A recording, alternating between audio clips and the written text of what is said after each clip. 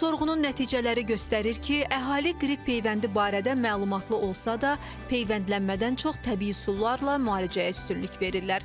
Əslində isə hər kəsin peyvəndlənməsi məcburi olmasa da, həkimlər respirator xəstəliklərə görə yüksək risk qrupuna aid olan səhiyyə işçilərinin, hamilə qadınlar və xroniki tənəffüs sistemi xəstəlikləri olan insanların, ahıl şəxslər və azyaşlıların qış mövsümündə qripə qarşı peyvənd olunmasını vacib sayırlar. Bu vaksinləri mütləq tövsiyə olunan vaksinlərdir ki, yəni bunlar bizim qripə yoluxmamızın qarşısını alırmı?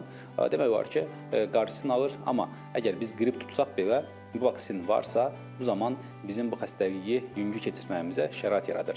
Yəni düşünməsinlər ki, mən qrip əleyhinə vaksin vurdurdum, peyvənd vurdurdum, mən xəstələnməyəcəm.